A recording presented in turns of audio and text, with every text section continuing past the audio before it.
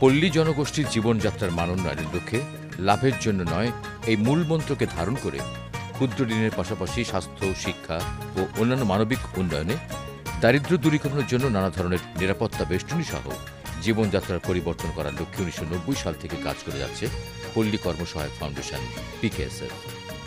PKSF এর অন্যতম সাফল্য প্রথাগত ক্ষুদ্র ঋণ থেকে বেরিয়ে এসে ক্ষুদ্র ঋণকে বহুমুখীকরণ ও বৈচিত্র্য আনয়নের মাধ্যমে ক্ষুদ্র ঋণ পরিচালনার কাঠামোতে আমূল পরিবর্তন এনে ঋণ কার্যক্রমকে যুগোপযোগী ও দারিদ্র্যবান্ধব করা।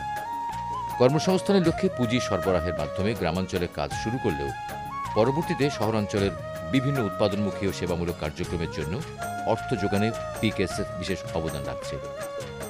বিভিন্ন ক্ষুদ্র উদ্যোক্তা যারা তাদের উদ্যোক্তা সুলভ প্রতিভা দেখাতে সক্ষম হয়েছে, তাদের জন্য ক্ষুদ্র উদ্যোগ ঋণ ও অন্যান্য কার্যক্রম বাস্তবায়ন করছে, যেখানে ঋণের পরিমাণ প্রথাগত ঋণ থেকে অনেক গুণ বেশি। ক্ষুদ্র উদ্যোক্তাদের পণ্য সামগ্রীর মানোন্নয়নের ও নানাবিধ ব্যবসায়িক উন্নতি সাধনের জন্য বিভিন্ন প্রশিক্ষণ, হাতে কলমে কারিগরি সহযোগিতা এবং ব্যবসায়িক পরিবেশ তৈরি করে বেকার ও দরিদ্র জনগোষ্ঠীকে কর্মে ফিরিয়ে আনার প্রচেষ্টা গ্রহণ করে পিকেএসএফ। আর এই প্রচেষ্টায় সহযোগিতা করছে বিভিন্ন সহযোগী সংস্থাসমূহ। আমাদের দেশের দক্ষিণ পশ্চিমাঞ্চলের একটি বৃহৎ অংশ সমুদ্র উপকূলীয় এলাকা পরিবেষ্টিত হওয়ার কারণে এসব এলাকার মানুষ মাছ চাষ ও নদী নালা খালবিল থেকে মাছ ধরে জীবিকা নির্বাহ করে আসছে।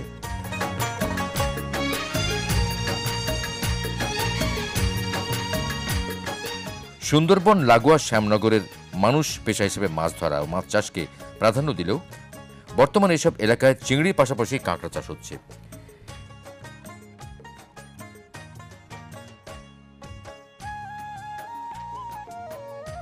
কাঁকড়া চাষকে আরও বৃহৎ আকারে করার জন্য পিকেএসএফ ও তাদের সহযোগী সংস্থা নওবাকি গণমুখী ফাউন্ডেশন কাজ করে যাচ্ছে। পিকেএসএফ এর সহযোগিতায় এনজিএফ কাঁকড়া ফ্যাটেনিং এর জন্য বিভিন্ন প্রশিক্ষণ, কাউন্সেলিং, আর্থিক ও কারিগরি সহযোগিতা প্রদান করার মাধ্যমে এসব এলাকার মানুষের জীবনযাত্রার মান পরিবর্তন করেছে। সুন্দরবনের কোল ঘেঁষে এই অঞ্চল হওয়ায় এই অঞ্চলে মানুষ জীবিকা নির্বাহের জন্য প্রতিদিন নৌকায় করে চুনা নদীতে কাঁকড়া শিকার করে। জলবায়ু পরিবর্তনের সাথে সাথে ও কাঁকড়া শিকার করার ফলে জীববৈচিত্র্য আজ হুমকির মুখে। আর সে কারণে লাভজনক কাঁকড়ার উৎপাদন বাড়ানোর জন্য কাঁকড়া চাষে উদ্বুদ্ধ করছে পিকেএসএফ ও সহযোগী সংস্থা এনজিএফ।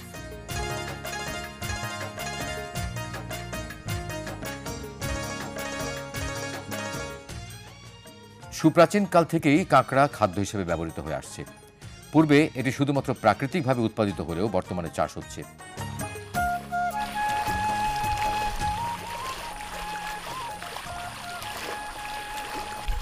বাংলাদেশের উপকূলীয় এলাকার জনগণের জন্য কাঁকড়া মোটাতাজাকরণ একটি নতুন উদ্যোগ হলেও অতি অল্প সময়ে এই উদ্যোগ ব্যাপক জনপ্রিয়তা লাভ করেছে। লাভজনক হওয়ায় অধিক সংখ্যক লোক কাঁকড়া মোটাতাজাকরণের দিকে ঝুঁকে পড়ছে। বাংলাদেশের দক্ষিণ পশ্চিমাঞ্চল কাঁকড়া চাষের জন্য উপযুক্ত হওয়ার কারণে এই অঞ্চলেই কাঁকড়া চাষের ব্যাপকতা বেশি।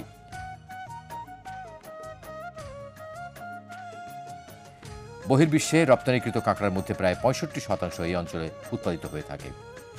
বাংলাদেশে খাদ্য হিসেবে কাঁকড়া তেমন প্রচলন না থাকলেও পৃথিবীর অনেক দেশে খাদ্য হিসেবে কাঁকড়ার ব্যাপক চাহিদা সৃষ্টির প্রেক্ষিতে কাঁকড়ার বাণিজ্যিক উৎপাদনের প্রচলন ঘটে। প্রায় ১০০ বছর আগে সর্বপ্রথম কাঁকড়ার বাণিজ্যিক উৎপাদন শুরু হয় চীনে। এরপর ক্রমান্বয়ে থাইল্যান্ড, তাইওয়ান, ভিয়েতনাম, ইন্দোনেশিয়া ইত্যাদি দেশে কাঁকড়ার বাণিজ্যিক উৎপাদন শুরু হয়। ৯০ দশকের শুরুর দিকে বাংলাদেশে বাণিজ্যিকভাবে কাঁকড়া চাষের গোড়াপত্তন হয়। উপকূলীয় জেলা খুলনা, সাতক্ষীরা, কক্সবাজার, চট্টগ্রাম, নোয়াখালী, ভোলা, বরিশাল, পটুয়াখালী, বাগেরহাটে বাণিজ্যিকভাবে কাঁকড়া চাষ বা কাঁকড়া ফ্যাটনিং হচ্ছে, যা এসব অঞ্চলের জনগণের আয় ও কর্মসংস্থান সৃষ্টিতে উল্লেখযোগ্য ভূমিকা রাখছে। গত অর্থবছরে জুলাই থেকে সেপ্টেম্বর পর্যন্ত চীন, হংকং, মালয়েশিয়া, তাইওয়ান, থাইল্যান্ডে ২৯,৪৩,৮০৯ ডলার মূল্যের কাঁকড়া রপ্তানি হয়েছে। ২০১১-১২ অর্থবছরে এসব দেশে ১,৩৭,৫৯,৮৩৪ ডলার এবং ২০১০-১১ অর্থবছরে ১,৩৫,৩০,৪০৯ ডলার মূল্যের কাঁকড়া রপ্তানি হয়েছে। এই অঞ্চলের মাটি, বায়ু, পানি কাঁকড়া চাষের উপযোগী হওয়ায় শুধু রপ্তানিতে আয়ের বৃদ্ধি নয়, কাঁকড়া মোটাতাজাকরণের জন্য লোনা পানির পাশাপাশি পানিতে প্রয়োজনীয় গুরুত্বপূর্ণ উপাদানের উপস্থিতি থাকায় ও অন্যান্য চাষ পদ্ধতি থেকে অনেক বেশি সহজ এবং কম পুঁজির প্রয়োজন হওয়ায় চাষিরা কাঁকড়া চাষের প্রতি আগ্রহী হচ্ছেন। বিদেশের বাজারে কাঁকড়ার ব্যাপক চাহিদা থাকায় চাষকৃত কাঁকড়ার দামও ভালো পাওয়া যায়। এছাড়াও কাঁকড়া মোটাতাজাকরণ অসংখ্য বেকার মানুষের কর্মসংস্থান সৃষ্টিতে গুরুত্বপূর্ণ ভূমিকা রাখছে। কাঁকড়া সাধারণত দুইভাবে প্রতিপালন করা হয়ে থাকে। অপেক্ষাকৃত ক্ষুদ্র আকৃতির কাঁকড়া বৃহৎ ঘেরে বাঁশের পাটা বা নাইলনের নেট ব্যবহার করে অথবা বাঁধ দিয়ে চাষ করা হয়ে থাকে। আবার ক্ষুদ্র আকৃতির জায়গায় যেখানে লোনা পানির প্রাপ্যতা এবং তাপমাত্রা 5 থেকে 25 পিপিটি অর্থাৎ 12 থেকে 250 সেন্টিগ্রেড, সেখানে বাঁশ এবং নাইলনের নেট ব্যবহার করে ছোট ঘেরে গ্রেট ফেল কাঁকড়া 2 থেকে 4 সপ্তাহ পরিচর্যা করে গোনাড পরিপূর্ণ ও খোলস শক্ত করে বিক্রয় উপযোগী করা হয়।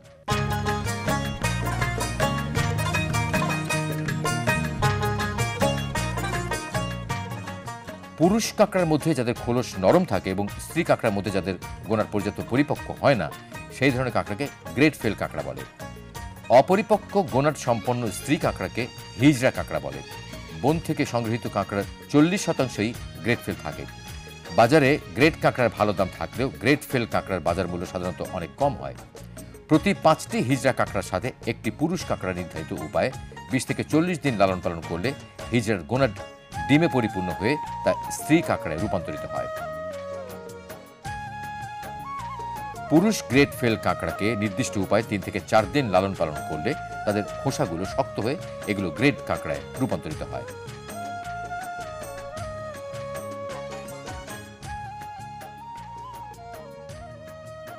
ছত্রিশ বছরের আনোয়ারুল গাজী এখন আর সুন্দরবনের চুনা নদীতে কাঁকড়া ধরতে যান না।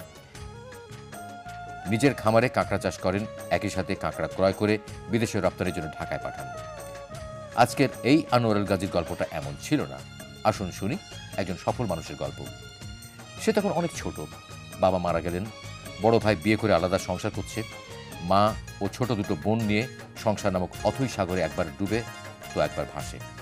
সুন্দরবনে যায় মানুষের সাথে কাঁকড়া বা মাছ ধরতে এবং সেই উপার্জন দিয়ে চলে জীবনের কঠিন দিনগুলো। কিন্তু সুন্দরবনে বাঘে মানুষ মারার গল্প শুনে আর নিজের চোখে তাদের লাশ থেকে মন সায় দেয় না সুন্দরবনে যেতে। কিন্তু পেটের টানে আর মা বোনের মুখ পানে চেয়ে বনের ভয়ঙ্কর জীবন এড়াতে পারেন না। অর্থাৎ অন্যভাবে বললে সুন্দরবনে রোজগার ছাড়া বেঁচে থাকা কঠিন হয়ে যায় তার জন্য। আর এভাবে নিজের ইচ্ছার বিরুদ্ধে চলতে থাকে তার জীবন সংগ্রাম।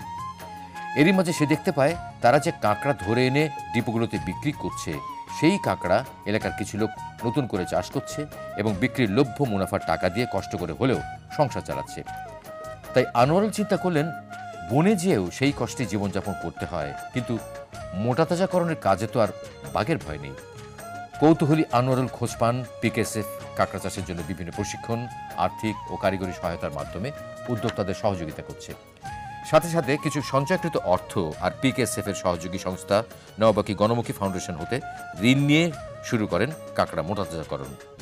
প্রথমেই পিতার রেখে যাওয়া 4 শতক জায়গায় প্রথম কাঁকড়া মজুত করে, কাঁকড়া বিক্রি করে মুনাফার টাকা দিয়ে আরও বড় পরিসরে শুরু করেন। এইভাবে 2 বছরের মধ্যেই তার অর্থনৈতিক অবস্থার পরিবর্তন হয়ে যায়। আনোয়ারুলের এখন 2 একর বেশি জায়গায় কাঁকড়ার খামার। পুরো দেখছেন না, এগুলো এখন আগে কিছু ছিল না আমার, এগুলো সব এখন হচ্ছে আমার। এগুলো এখান থেকে ব্যবসা করে 2000-4000 টাকা লোন নিয়ে ব্যবসা করতে করতে বড় আকারে একটা লোন নিলাম। লোন নিয়ে কাঁকড়া চাষ শুরু করলাম। কাঁকড়া চাষ শুরু করার পরে দেখা যাচ্ছে এখানে একটা আমার ফার্স্টের কোটায় 60,000 টাকা লাভ হলো। ফার্স্টের কোটায় আপনার এই 20,000 টাকার কাঁকড়া ছিল, 60,000 টাকা লাভ হয়েছে। 20,000 টাকা মানে লাভ হওয়ার পরে তখন আমি 2 জন কর্মচারী রাখি। 2 জন কর্মচারী রাখার পরে আপনার এই হ্যাচারিগুলো আরও অনেকটা বড় করলাম। বড় করার পরে আমি এখান থেকে 2011 সালে কাঁকড়া প্রশিক্ষণ পাই। তখন তো জানতাম না, অজানায় কিছু করতাম। কাঁকড়া 2011 সালে কাঁকড়া প্রশিক্ষণ পাই হলো গণমুখী এনজিওর থেকে। প্রশিক্ষণ পাওয়ার পরে ওখান থেকে আমার একটা এমি লোন দেয়, 1.5 লক্ষ টাকা এমি লোন দেয়। 1.5 লক্ষ টাকা এমি লোন দেওয়ার পরে ওখানে আমি আরও কিছু টাকা বাইরের থেকে ম্যানেজ করি। ম্যানেজ করার পরে আপনার ওই কাঁকড়া চাষ করি। এখানে আপনার 2 একর জায়গায় চাষ করি কাঁকড়া। 70 কেজি কাঁকড়া বাজার থেকে কিনে আনছি। কিনে নিয়ে এখানে ছাড়া হয়। প্রতিদিন আপনার 7 কেজি করে মাছ দেওয়া হয়। 7 কেজি করে মাছ দেওয়া, এখানে 1 সপ্তাহ মাছ খাওয়ানো হয়। মাছ খাওয়ানোর পরে এটা মানে ঘিলক্ত হয়েছে কিনা টেস্ট করা হয়। টেস্ট করার পরে ঘিলু যদি হয়ে থাকে এটা আমরা বাজারে বিক্রি করি। বাজারে বিক্রি করি, বাজারে যখন দর বেশি হয় তখনই বিক্রি করি। 70 কেজি কাঁকড়া আমার টোটাল বাজার থেকে কেনা দিয়ে মাছ খাওয়া খরচ দিয়ে কর্মচারী বেতন টেতন দিয়ে 70 কেজি কাঁকড়ার দাম আসে আমার প্রায় এরকম 14-15 হাজার টাকা খরচ আসে। বাজারে বিক্রি হয় 25 থেকে 30 হাজার টাকা। আর এই যে বাড়িটা দেখছেন না, এটা হলো আমার, এই বাড়িটা হলো আমার নিজের বাড়ি। এটা পাকা বাড়ি করছি, 2 লাখ টাকা খরচ হয়েছে বাড়িটা করতে। এই কাঁকড়ার ব্যবসার থেকে আমি করছি এটা। গতবারের যে হাঁচারিতে আমার লাভ হয়েছিল 25 থেকে 28 লাখ টাকা আমার লাভ হয়েছিল। 25 থেকে 28 লাখ টাকা লাভ হয়েছে। আশা করি এবছর আমি 25 থেকে 28 লাখের ওপর ইনশাল্লাহ আমার লাভ হবে। কাঁকড়া দেখছেন, এই কাঁকড়া হলো আমার হাঁচারি কাঁকড়া। এই কাঁকড়া এখন বিদেশে যায়, বিভিন্ন দেশে যায়। তার নিজস্ব এবং ঋণের 3 লাখ টাকার বেশি পুঁজি বিনিয়োগ করেছেন এবং পাশাপাশি কাঁকড়ার ডিপো ব্যবসায় ভালো লাভও পাচ্ছেন। শুধু আনোয়ারুলই না, এই অঞ্চলের অনেক মানুষ পিকেএসএফের বিভিন্ন প্রশিক্ষণ, আর্থিক ও কারিগরি সহায়তায় নতুন করে জীবন ফিরে পেয়েছেন। শুধু ঋণ নিয়ে ব্যবসায় খাটালে লাভ করা যায় না, আর সেই কারণে পিকেএসএফ গ্রামীণ জনগোষ্ঠীর মান উন্নয়নের জন্য ঋণের সাথে সাথে বিভিন্ন প্রশিক্ষণের সাথে কারিগরি সহায়তা প্রদান করার মাধ্যমে এই সকল মানুষকে সফলতার মুখ দেখিয়েছেন। পিকেএসএফ পল্লী কর্ম সহায়ক ফাউন্ডেশনের অর্থায়নে 2011 সাল থেকে কাঁকড়া চাষ প্রকল্প একটা প্রজেক্ট চলতেছে। আমাদের এখানে চাষিরা আগে কিছু কাঁকড়া সম্পর্কে জানতো না। পল্লী কর্ম সহায়ক ফাউন্ডেশনের অর্থায়নে আমাদের এই চাষিদের প্রশিক্ষণ, নানান ধরনের প্রশিক্ষণ দেওয়া হয়েছে এবং আমি সমস্ত চাষিদের পানি, মাটি এগুলো পরীক্ষা করি। কোনো চাষে সমস্যা হলে তারা আমাদের ফোন দেয়। এমনই আরেকটি সফলতার নাম রিনা বেগম ও রফিকুল ইসলাম। পিকেএসএফের সহযোগী সংস্থা পিদিম ফাউন্ডেশন গাজীপুর জেলার মেঘডুবি গ্রামের নারী পুরুষের মাঝে ঋণের পাশাপাশি বিভিন্ন প্রশিক্ষণ ও কারিগরি সহায়তা প্রদানের মাধ্যমে স্বাবলম্বী করেছে। এদের মধ্যে এমনই এক দম্পতি পিদিম ফাউন্ডেশন থেকে ঋণের পাশাপাশি বিভিন্ন প্রশিক্ষণের মাধ্যমে নার্সারি গড়ে তুলে স্বাবলম্বী হয়েছেন। আসুন শুনি সফল এই দম্পতির গল্প।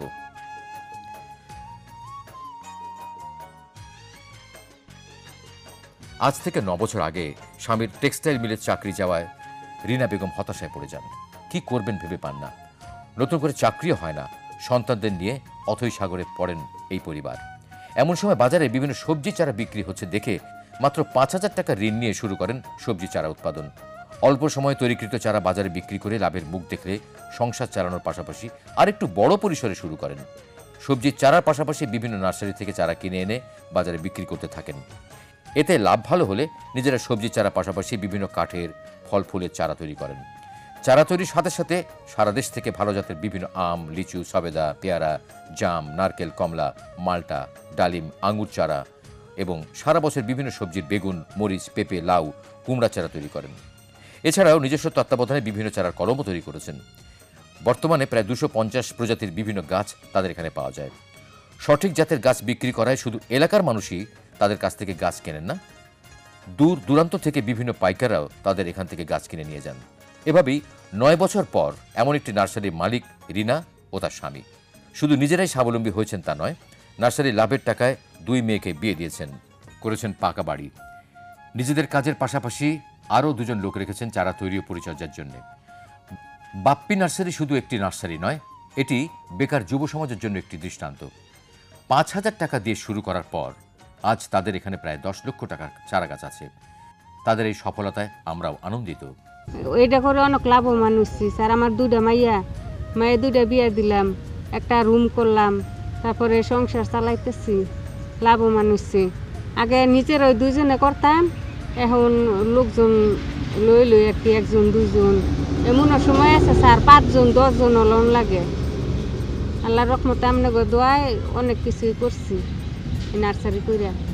যে লোকজন আছে তাদের সমস্ত পয়সা করে দিয়ে তারপরে আমি 2 থেকে 2.5 লক্ষ টাকা বছরে পাই। সে যে আমি দেখি যে নার্সারি কইরা যে নিজের সংসার চালাইতে পারি কিনা, তার জন্য প্রথমে আমি শুরু করি এই যে পেঁপে ছাড়া, লাউ ছাড়া দিয়া। তারপরে আস্তে আস্তে দেখি যে না এটাতে লাভবান, তারপরে আমি এটা আস্তে আস্তে বড় করি। আমার জানের চেয়ে আমার জানের মধ্যে আঘাত লাগতে পারে, কিন্তু চারার মধ্যে আমি কোনো আঘাত দিই না। যার কারণে মনে হয় আমার দিকে তো বিশ্বাস, চারাও আমারে চায়, আমিও চারারে চাই, বিদায় আল্লাহ আমার এই জায়গাত নিয়ে উঠাইছে, প্রতিষ্ঠিত করছে। মানুষের যে বিভিন্ন দিক রয়েছে, বিভিন্ন কার্যক্রম রয়েছে, তার যে জীবন বিভিন্নমুখী, তার দারিদ্র্য যে বিভিন্নমুখী, সেই সবগুলো বিবেচনায় নিয়ে আমাদের যে কার্যক্রম, সেই কার্যক্রমটা আমরা চালিয়ে যাচ্ছি।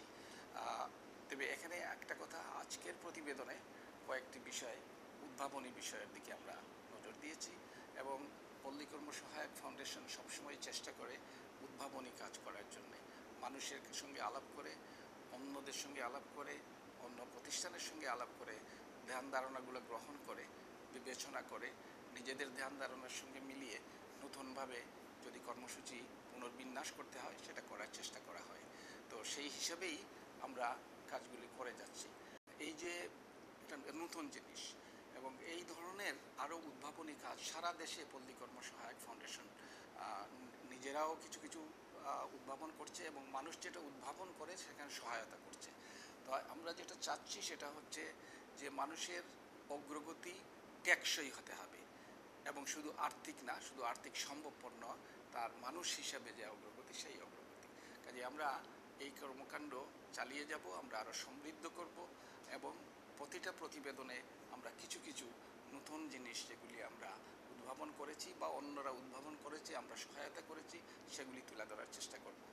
একটি কারণে আমরা এটা তুলে ধরছি, দুটি কারণে। একটি কারণ হচ্ছে যে কাজ যেগুলি হচ্ছে সেগুলি মানুষের জানা দরকার যে এই দেশেও নতুন নতুন কাজ হয়, উদ্ভাবনী কাজ হয়, মানুষের দারিদ্র্য দূরীকরণে টেকসই যে ব্যবস্থা সেটা গ্রহণ করা হচ্ছে। আর দ্বিতীয় হচ্ছে এই কাজগুলি জানলে পরে অন্যরাও এই ধরনের কাজ করতে উৎসাহিত হবে। তো এই সমস্ত কারণেই আমরা প্রতি শুক্রবারে এটিএন বাংলায় সকাল 10:30টায় একটি করে প্রতিবেদন প্রকাশ করছি এবং প্রত্যেক দিনই কিছু কিছু নতুন দিক আমরা উন্মোচন করার চেষ্টা করব। শুধু আনোয়ারুল বা রিনা বেগম নয়, এই বাংলায় ছড়িয়ে ছিটিয়ে আছে এমন অনেক মানুষ যারা পিকেএসএফের ছায়াতলে এসে পরিশ্রম ও মেধাকে কাজে লাগিয়ে আজ সফলতার পথ দেখিয়েছেন। তাদের দেখানো পথে হেঁটে একদিন বাংলাদেশ সমৃদ্ধশালী হবে।